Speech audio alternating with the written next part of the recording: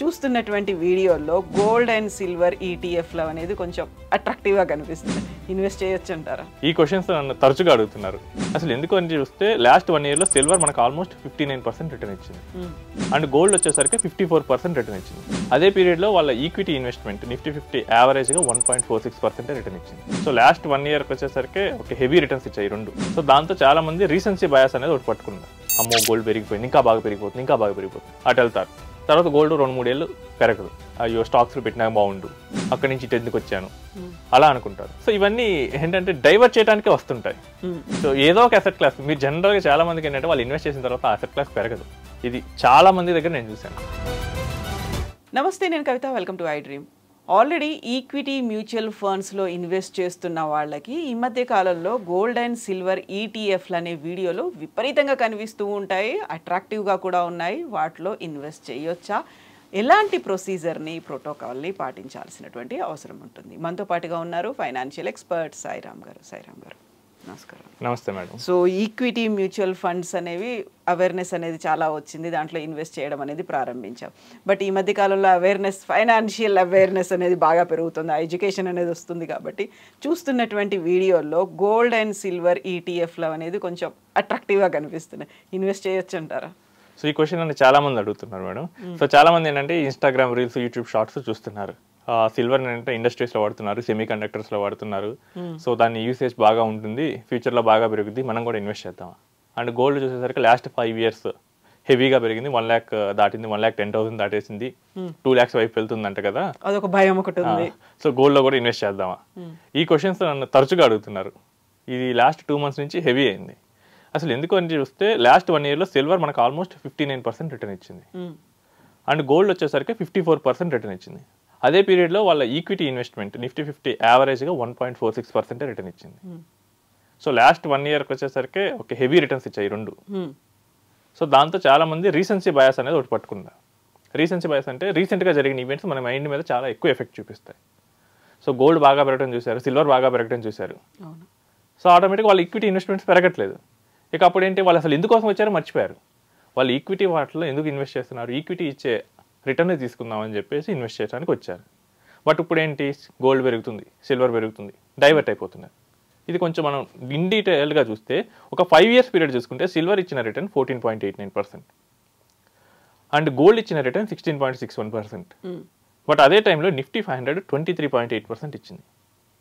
అంటే మనకి లాంగ్ టర్మ్కి వచ్చేసరికి ఈక్విటీ బీట్ చేస్తుంది ఈ కమోడిటీస్ యావరేజ్న మనకి లాంగ్ 10 years, 15 years, 20 years వెళ్ళేటప్పుడు 10% ఆర్డ్లో ఉంటాయి. ఈక్విటీస్ 12% రిటర్న్ ఉంటుంది. అండ్ ఈ 12% రిటర్న్ తీసుకోవడానికి వచ్చిన వాళ్ళు ఈ 9% లాంగ్ టర్మ్ వైపు మూవ్ అవుతున్నారు. ఎందుకు? రీసెన్సీ బయాస్ వల్ల. అమ్మో గోల్డ్ పెరిగిపోయింది, ఇంకా బాగా పెరిగిపోతుంది, ఇంకా బాగా పెరిగిపోతుంది అటు వెళ్తారు. తర్వాత గోల్డ్ 2-3 ఏళ్ళు పెరగదు. అప్పుడు ఏంటంటే అయ్యో స్టాక్స్లో పెట్టినా బాగుండు, అక్కడి నుంచి ఇటు ఎందుకు వచ్చాను అలా అనుకుంటారు. ఇదేమీ ఫస్ట్ టైం కాదండి. 2012 గోల్డ్ ఆల్మోస్ట్ 30,000 రీచ్ అయింది. మళ్ళీ 2018 వరకు అదే రేంజ్లో తిరుగుతుంది. ఆల్మోస్ట్ 6 years నెగిటివ్ రిటర్న్ ఇచ్చింది. ఎవరో పట్టించుకోరు. గోల్డ్ 6 years నెగిటివ్ రిటర్న్ ఇచ్చింది, అసలు రియలా అంటారు.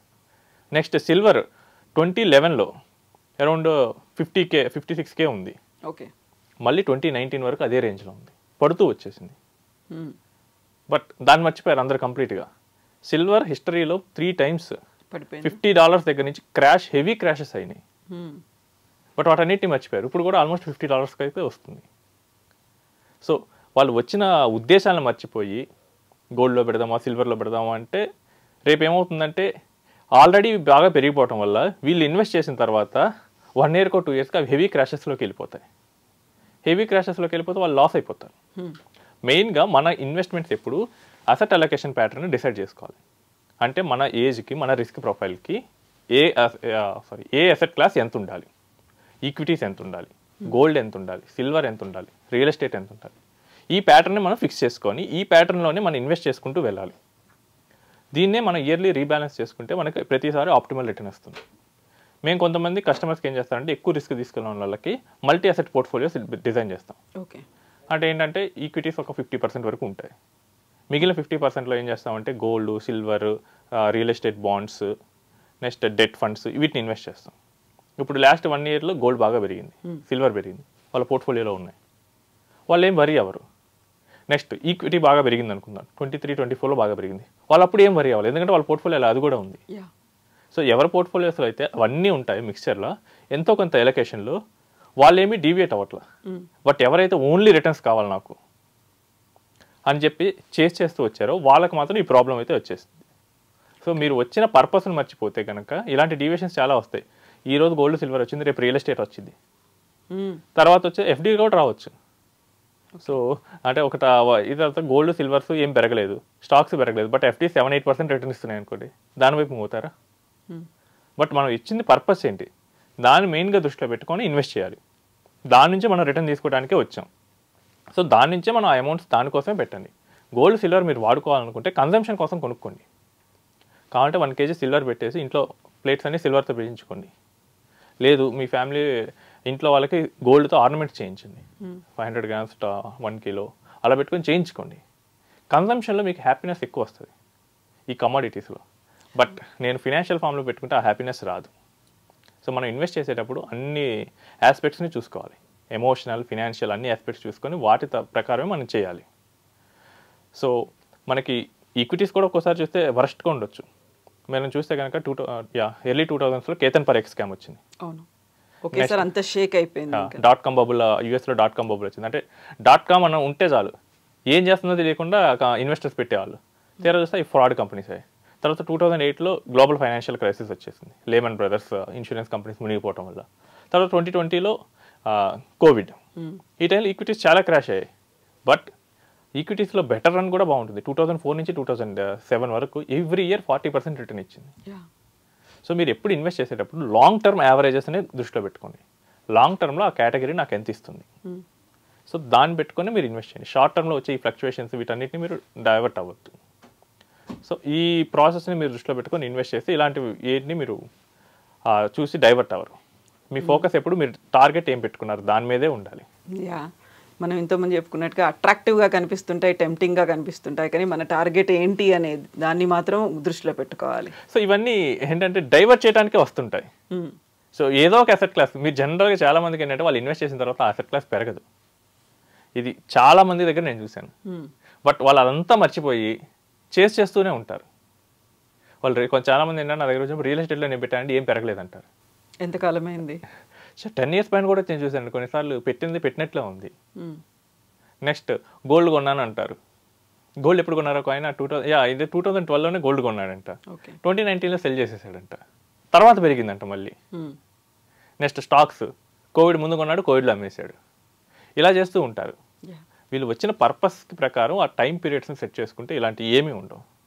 సో గోల్డ్ మీరు అడిగిన క్వశ్చన్ ప్రకారం గోల్డ్ సిల్వర్ కొనాలనుకుంటే ఫిజికల్ ఫామ్లో కొనేసుకోండి, కన్జంప్షన్కి వాడేసుకోండి. అంతేగాని ఇన్వెస్ట్మెంట్ పర్పస్ మీరు మ్యూచువల్ ఫండ్లో ఇన్వెస్ట్ చేస్తున్నారు, ఈక్విటీస్లో ఇన్వెస్ట్ చేస్తున్నారు, దాన్ని మాత్రం డిస్టర్బ్ చేయొద్దు. ఎందుకంటే లాంగ్ టర్మ్లో ఇవి మీ కమోడిటీస్ని బీట్ చేసే రిటర్న్ అయితే ప్రొవైడ్ చేస్తాయి. సో బోల్డ్ అన్ని ప్రచారాలు ఇవన్నీ కనిపిస్తూ ఉన్నాయి. కాకపోతే మనకు ఫైనాన్షియల్ లిటరసీ అనేది అంత ఈజీగా రాదు. We need to have that expert అనే పర్సన్ అయితే ఉండాలి మనకి to guide.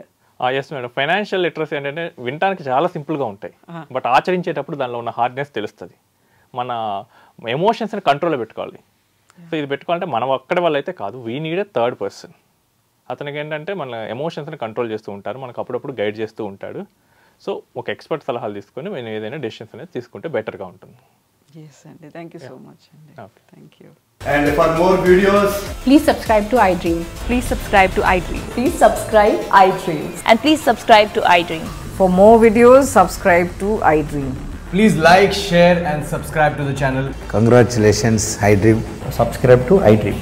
Subscribe to iDream. So subscribe to iDream Media. iDream ki iDream team andarki huge congratulations. Please subscribe iDream Media. Please subscribe to iDream. Subscribe iDream. Please subscribe to iDream. iDream అంటే నా కళల channel subscribe చేసుకున్న నోరు తిరుగుతలేదు, మీరైతే గంట గుర్తు కొట్టండి. For more such videos, please subscribe to iDream. Subscribe to iDream. Please subscribe to iDream. Please subscribe iDream Media. Please do subscribe to iDream. Please subscribe to iDream Media. For best entertainment and information, please subscribe iDream. And don't forget to subscribe to iDream.